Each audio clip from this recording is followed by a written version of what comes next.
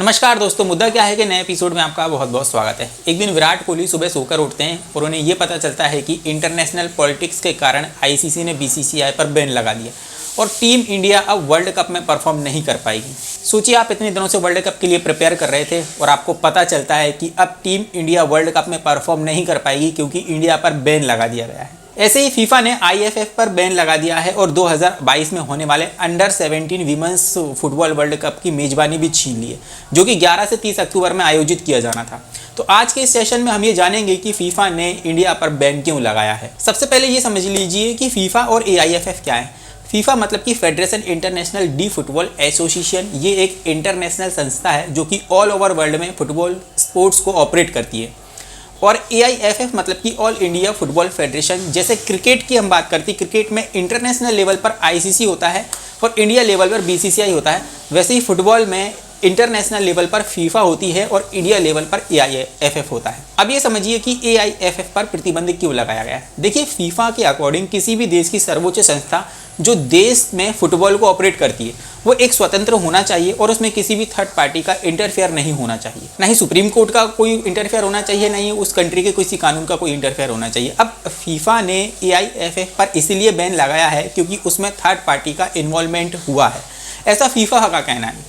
अभी तक एआईएफएफ के अध्यक्ष पूर्व केंद्रीय मंत्री और सांसद प्रफुल्ल पटेल थे, जो कि 2009 से एआईएफएफ के अध्यक्ष थे। और भारत के स्पोर्ट्स कोड के अनुसार अगर कोई भी व्यक्ति 3 साल से ज़्यादा अध्यक्ष पद पर नहीं बना रह सकता और एक बार अध्यक्ष बनने के बाद जो मैक्सिमम जो टाइम पीरियड रहता है वो 4 वर्ष का होता है। इस हिसाब से तो प्रफुल्ल पटेल का जो 3 वर्ष का अध्यक्ष बनने का कार्यकाल था वो पीरियड खत्म हो गया था। प्रफुल्ल पटेल ने खुद के अध्यक्ष पद से हटाए जाने के बाद एक याचिका दर्ज की थी सुप्रीम कोर्ट पर, और सुप्रीम कोर्ट पर जब याचिका दर्ज की थी तो उनका ये कहना था कि जब तक कि एआईएफएफ के नए संविधान को स्वीकार नहीं कर लिया जाता और नए अध्यक्ष की नियुक्ति नहीं की जाती तब तक उनको कार्यकाल बढ़ा दिया जाए, लेकिन सुप्रीम कोर्ट ने उनकी इस मांग को रिजेक्ट कर दिया था।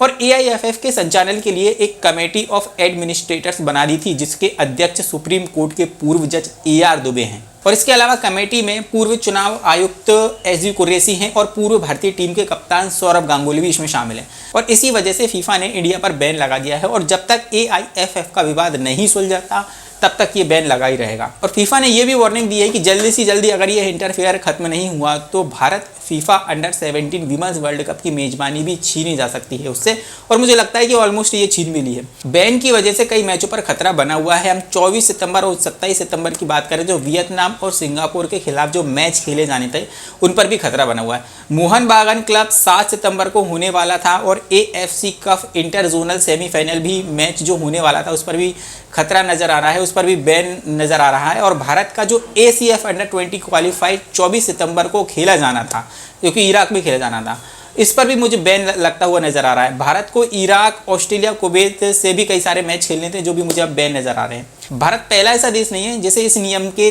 कारण बैन कर दिया गया। इसके अलावा जो है बेमिन को, कुवैत को, नाइजीरिया को, इराक को भी बैन किया गया है। पिछले साल पाकिस्तान को भी इसी रूल के तहत बैन किया गया था। सुप्रीम कोर्ट ने भी फीफा के लगे इस बैन को हटाने के लिए निर्देश दिए और सरकार से भी ये कहा है कि फीफा से बात कर इसका कुछ सॉल्यूशन निकाला जाए, क्योंकि वर्ल्ड कप की मेजबानी सरकार के लिए काफ़ी इंपॉर्टेंट है, क्योंकि खुद पीएम मोदी ने मन की बात में इसका जिक्र भी किया था। और मीडिया कंसल्टिंग फर्म ओमेक्स के अनुसार भारत में करीब 2.5 करोड़ के आसपास लोग फुटबॉल देखते हैं और हाल के वर्षों में जो फुटबॉल का क्रेज है भारतीयों में, उसके प्रति जो क्रेज है बहुत बड़ा है। लेकिन फीफा के निलंबन के बाद अब इस पर बहुत बुरा असर पड़ने वाला है, क्योंकि इस निलंबन का मतलब है कि भारत कोई भी इंटरनेशनल मैच नहीं खेल पाएगा और भारत के फुटबॉल क्लब किसी भी विदेशी खिलाड़ी से कॉन्ट्रैक्ट भी नहीं कर पाएंगे। और उसका सबसे ज़्यादा जो इफेक्ट पड़ेगा वो under 17 women's football world cup पर पड़ने वाला है, क्योंकि इसकी मेजबानी भी भारत के हाथ से जाती हुई मुझे नज़र आ रही है। और मुझे लगता है कि जो देश का जो स्पोर्ट्स है उसको पॉलिटिक्स से हमेशा दूर रखने की कोशिश की जानी चाहिए। तो आज के सेशन में हमने इस मुद्दे पर बात की थी कि जो फीफा ने एआईएफएफ पर भारत पर जो बैन लगाया है वो किस वजह से लगाया है। उम्मीद करता हूँ कि आपको पूरा मामला समझ में आ गया होगा। तो फिर समझ में मिलता हूँ किसी नेक्स्ट एपिसोड में, किसी नेक्स्ट मुद्दे पर बात करेंगे। तब तक के लिए मुझे दीजिए इजाज़त और धन्यवाद। लेकिन जो है, आप मुद्दा क्या है कि यूट्यूब चैनल को ज़रूर से ज़रूर सब्सक्राइब कर लें और बेल आइकन को दबाना बिल्कुल भी ना भूलें।